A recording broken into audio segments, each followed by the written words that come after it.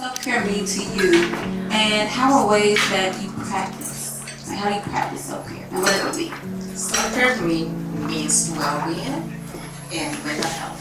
I think when you take care of yourself, you feel better. I also do physical activity. I do CrossFit regularly. I do hot yoga with weights. I'm really enjoying that.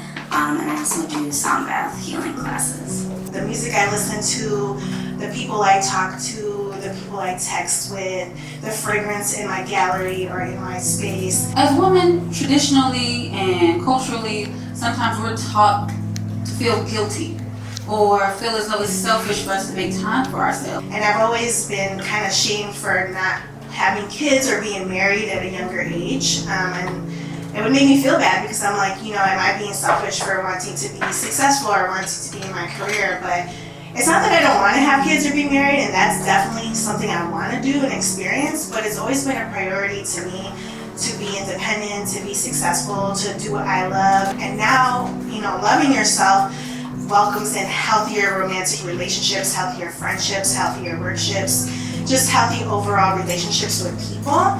When I feel guilty is work. I feel like I'm neglecting work. If I go to get my nails done, I feel like I should be working right now. If I get my lashes done, I should be working. And I think that sometimes we just need to slow it down because it will come. And it takes the joy, like you were saying, it takes the joy out of work. There's still a pressure to still show up a certain way or show up to a certain aesthetic. So have you ever reached a point where you had to go to a feature, you had to go speak somewhere or make an appearance and you didn't quite feel all the way? It has happened to me plenty of times, especially in the line of work that we do. You're always expected to show with a full face, and it's days that you wake up and you feel like, no, I just want to go with sweatpants and sneakers. How important is positive self-reflection to your mental health? Yes, it's very important. I like to think about mental health and physical health. What are we feeding our minds with, and what are we feeding our bodies with? Positivity will breed more positivity, negativity will breed more negativity. So in terms of the mind, what thoughts are going through our mind? When we're not feeling our best, can we surround ourselves with other people who kind of remind us who we are? What are we ingesting in terms of social media, the accounts that we follow, the things that we're seeing? Do you feel like your routine beauty services, like the nails, lashes, the hair, are a form of self-care? Absolutely, I do. So like I said, no matter how broke I am, no matter what I'm going through, I like to get my lashes done. And I also am into like my nails, my brows, my skin routine, my hair. It's just, it makes me feel good. Like when I wake up and I'm getting ready and I'm looking in the mirror, I just feel unstoppable. I just feel like I could just go get it. I'm encouraging self-care. I work with a lot of moms, new moms. There's a lot of mom guilt. So a lot through my work, I empower women, also supporting businesses. I'm very intentional about where my dollars go. I only support women of color or people of color because that's something that's really important to me. And also showing up for events like this when somebody asks you to do something or give back or volunteer, I'm always willing to do it. So one of the things that I take pride on with the gallery is my gallery exudes like women's energy. It's women ran gallery. We show a lot of women in the gallery. And then also what I do is whenever we have like up and coming entrepreneurs, women-owned businesses, we don't take a commission from them when they show at the gallery or they're vending at the gallery.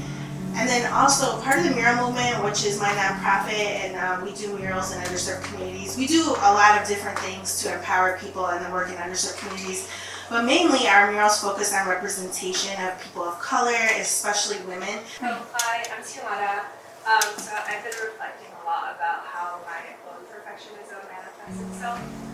So I was wondering if y'all identify as perfectionists and how do you navigate life? Yeah. Beautiful question. Great question. Well, I would say that I am a perfectionist, but I just run out by perfection kills profit. So every time that I start nitpicking on what I'm doing, I just like, we're just going to do it. Forget about it. If it's perfect, it looks good, people are going to enjoy it. And a great thing is that always the feedback is great. And I'm like, sometimes even people show up to the business and like, how beautiful it looks. And I'm like, now I still work to do. But now I'm accepted to just get the compliment and keep going. chime in. I feel like I'm a recovering perfectionist. I was a perfectionist. I still have perfectionist tendencies, but something that was really helpful for me is adopting certain mantras. One is whatever's for me will be for me, and I surrender the rest.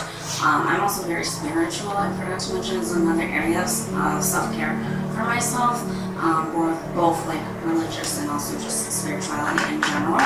And when we think of faith, and I kind of think of manifestation as the other part of spirituality, that requires faith and it requires surrender. I do my part, and then the universe and God shows up and does their part. They can't do their part if I'm holding on so tightly. I gotta release.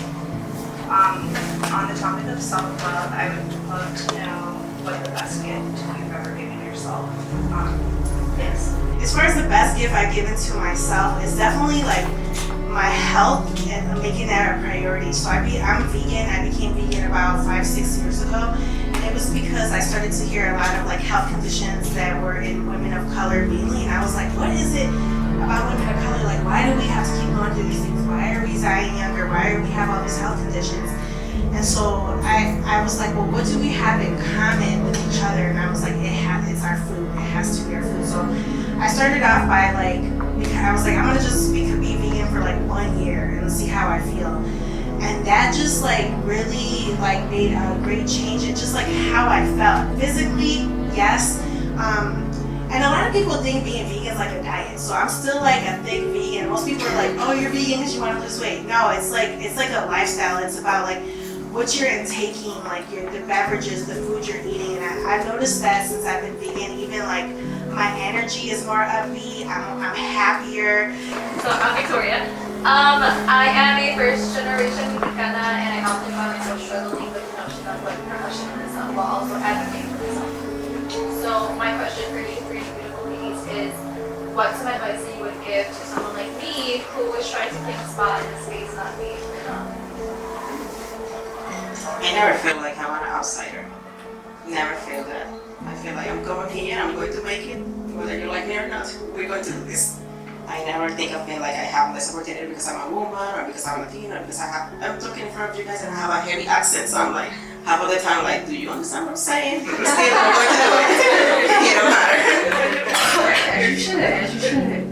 I would say staying true to yourself. Let's forget everybody else. The people that are for you, the job that's for you, the man that's for you, the partner that's for you, the money that's for you will be for you, no matter how you look, no matter how you talk. Whatever's for you will never miss you.